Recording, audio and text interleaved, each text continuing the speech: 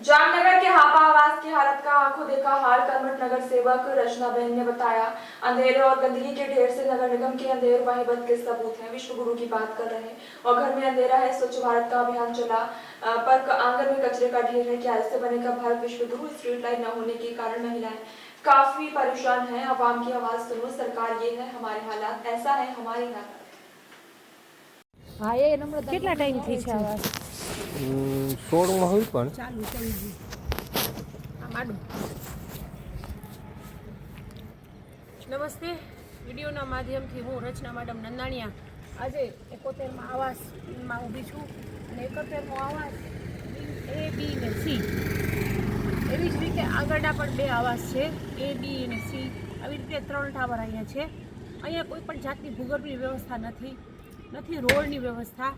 નથી આ લોકોને LED લાઇટ આપ જોઈ શકો છો અંધારું છે એટલા માટે જ અમે અંધારામાં આવ્યા છીએ અને અંધારામાં વિડીયો કરીએ છીએ ગુજરાત મોડલની વાત કરે છે ભાજપ સરકાર તો હું એ કહેવા માગું છું કે આ આવાસ તમે લોકો આ જામનગરમાં આટલા ટાઈમથી ભાજપની સરકાર છે તો હાપા જેવા સિટીમાં જામનગર જેવા સિટીમાં હાપા એરિયામાં નથી રોડ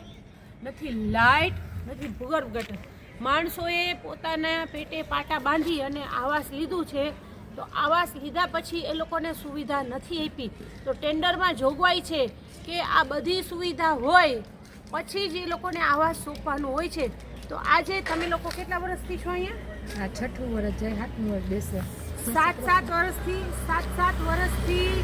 એ લોકોને નથી ભૂગર્ભ નથી લાઇટ કે નથી રોડ તો અમે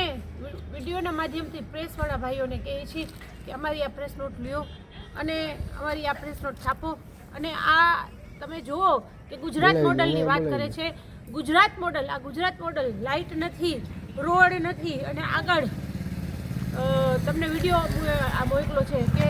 ભૂગર્ભ નથી તો આ આવાસમાં આટલા ટેન્ડરની જોગવાઈ હતી તો આ ગરીબ માણસોને આવાજ ઉપર સુધી પહોંચતા નથી આ લોકો વારંવાર રજૂઆત કરે છે એટલે આજ હું તમારી સમક્ષ વિડીયોના માધ્યમથી આપને કહું છું કે અમારી આ રજૂઆત ઉપર સરકાર સુધી પહોંચાડો અને અમને અહીંયા રોડ લાઇટ અને ભૂગર્ભ જોઈએ છે આજે કેટલા વર્ષ થયા 7મું વર્ષ 7 વર્ષથી નથી અને અહીંયા માંદગી અને સ્કિનની પ્રોબ્લેમ થઈ ગઈ છે બધાને તો પ્લીઝ રિક્વેસ્ટ છે કે અમને ઘાયગા અહીંયા ભૂગર્ભ બનાવી દો રોડ બનાવી દો અને LED લાઇટ નાખાવી દો કારણ કે રાતના અંધારામાં અહીંયા કોઈ પણ અકસ્માત થાય અને બેનું દીકરીઓને આવવા જવામાં બહુ તકલીફ પડે છે એટલા માટે અમે વિડીયોના માધ્યમથી સરકાર સુધી અમારે અવાજ પહોંચાડી અને મારા ભાઈઓ અમારો આ વિડીયો લેજો અને પ્રેસ નોટ તરીકે પણ લેજો અસ્તુ ભારત માતા કી જય।